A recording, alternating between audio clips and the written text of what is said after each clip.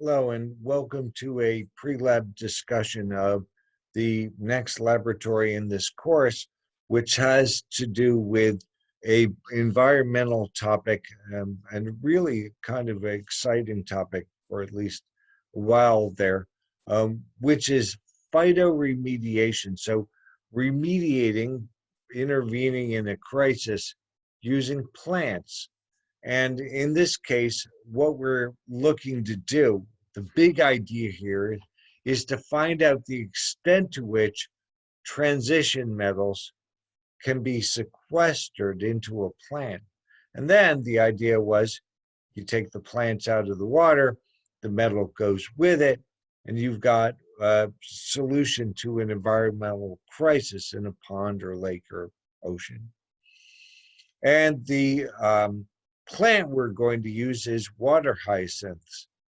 And the bottom line that you're going to experience is that a water hyacinth will actually absorb into its root system that hangs down into the water. It absorbs nutrients as a living thing, and with it, it absorbs coppers and cadmiums and other nasty metals that might be in the water. So we're going to study the extent to which it is able to do that. And so if it was the good old days, last year, for instance, you would do this as a 2-week lab. And so you're probably going to see that 2-week experience.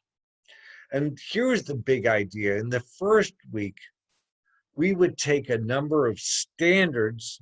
This sounds probably familiar, standards, and we would find the absorbance of this standards and then use that information to evaluate unknowns. So in the first week,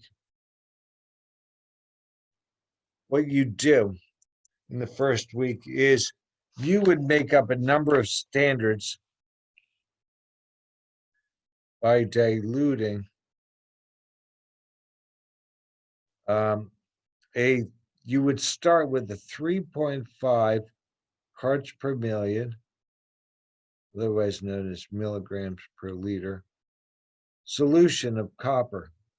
And I know it's in the +2 state. And what you do is you take a very analytic 25 ml volumetric flask.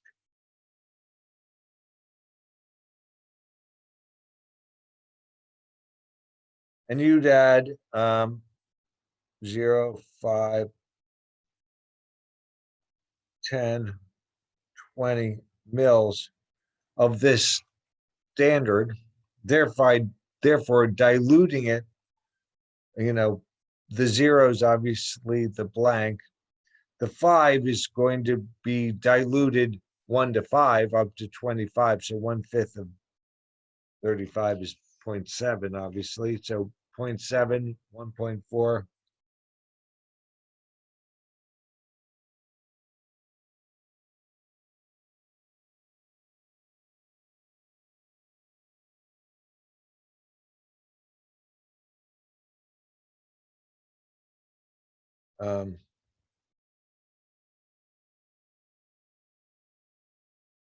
So there are the parts per million standards you will be making.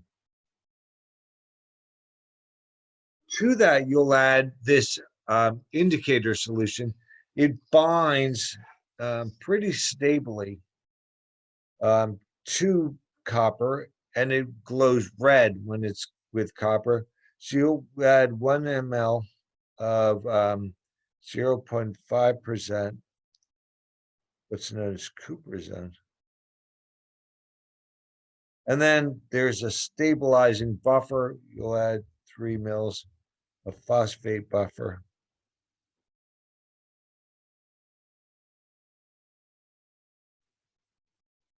And then water, obviously, up to the mark. So in the case of 20 mils of copper cation, you would only have to add 2 mils of water, but at the end of the day, you'll fill, so the meniscus is at that line in the flask. And you'll have all these standards, and they'll all glow, I believe, red.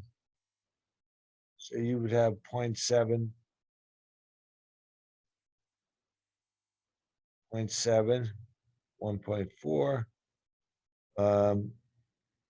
2.8. Well, obviously you have 0. It's amazing. We only have 3 standards. Sorry, that's not 2 point. That's 2.1. That's 2.8. So you'll have a spot, an absorbance, and nothing at 2.1. I don't think you make up a 15. If you make up a 15, obviously it's 2.1 parts per million. You'll have the absorbance. And the thing Beer's law tells you is that absorbance equals that times path length of 1 and concentration. And since we have absorbance on Y and concentration on X, we can say that the slope is absorbance over concentration. It is in the first week that epsilon value that we care about.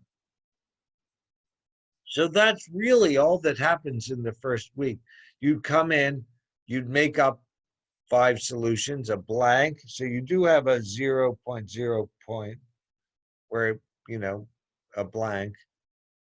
And you would have 3 points, and you'd have a y equals mx plus b, and a r squared of probably, this is pretty good if done decently well. You get an r squared of 0.99.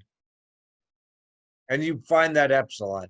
That's the whole point of week 1. Then in week 2, it gets exciting.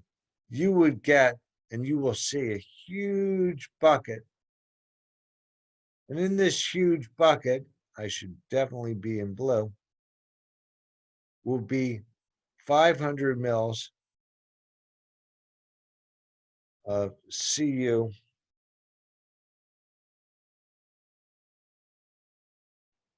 I'm going to guess it's at 10 parts per million. I believe it's at 10 parts per million. I'm putting that in brackets because they might do something different. And you'll put in this plant. Watch, I will do the plant in green. Here's your plant. It's a big, messy plant with lots of tendrils. And the minute you put the plant in,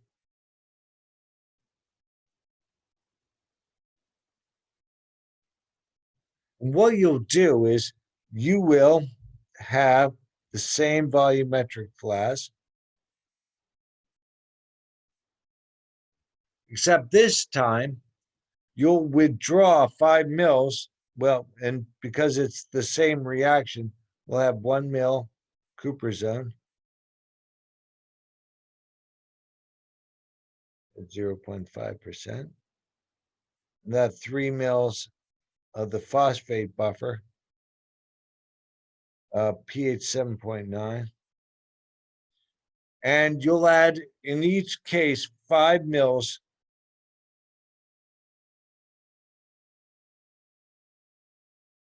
And when will you add 5 mils?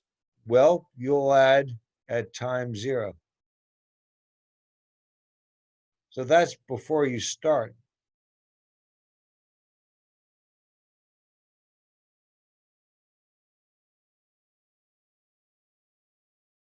Before you start, if you take 5 mils out, it's at 10 parts per million. You have a standard, which is kind of nice. You have 2 standards. You could add no copper and get a 0 value. And in this case, in the second case, you don't have to do any real graphing, because what do you know? You know that absorbance is this times concentration. And you're going to know this, and you're going to find absorbance. And so you can define the concentration as it falls, and you'll do it at 5 minutes, 10, 15, 30, 45, 60. It was a long lab you missed. And the concentration will go down. It'll go to 8, and it'll go to 6, and it'll go to 4, and it'll go to 2 and 1 and 0.5, and it's kind of asymptotic, right? As the copper dilutes, you stop having the ability to find the copper with the plant. So you'll have some graph, concentration of copper plus 2 cation in units of power per million.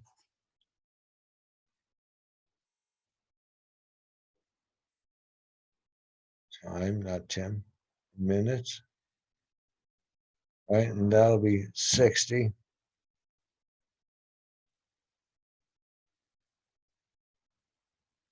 15. And you'll get some graph that starts at 10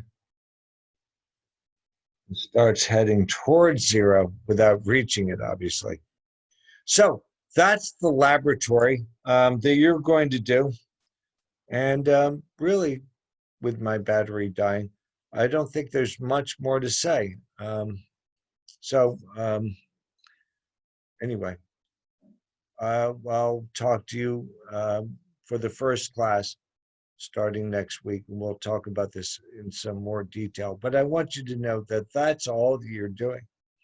It should be pretty straightforward and kind of fun. And obviously, this is one of those labs where it would have been great to do because you get to play with these plants. And anyway, so I will talk to you next week when we start talking about phytoremediation. So thanks for your time, and good luck.